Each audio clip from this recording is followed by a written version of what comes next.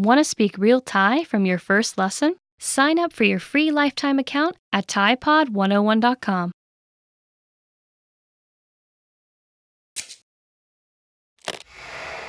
Hi everybody, Jay here. Welcome to Ask a Teacher, where I'll answer some of your most common Thai questions. The question for this lesson is, does ไม่ได้ mean cannot or did not? ไม่ is a Thai word for no and is a negative word. ได้ on the other hand, means both can and already in English. When these two individual words are combined to make ไม่ได้ it creates two similar meanings for the word when put in sentences. So, does this word mean cannot or did not?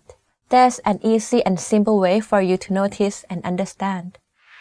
First, the word ไม่ได้ means cannot when put at the end of sentences or after the verb in sentences. Take, for example, ฉันไปดูหนังไม่ได้ I cannot go to the movies. As you can see here, the verb in this sentence is ไปดูหนัง.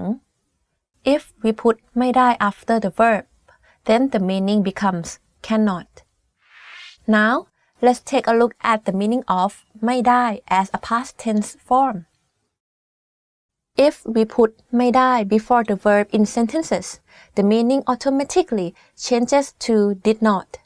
For example, ฉันไม่ได้ไปดูหนัง means I did not go to the movies.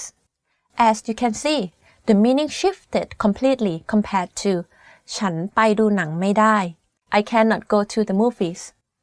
Remember, we put ไม่ได้ before the verb to mean did not, and we put ไม่ได้ after the verb to mean cannot. Pretty simple, right? If you have any more questions, please leave a comment below. Bye bye!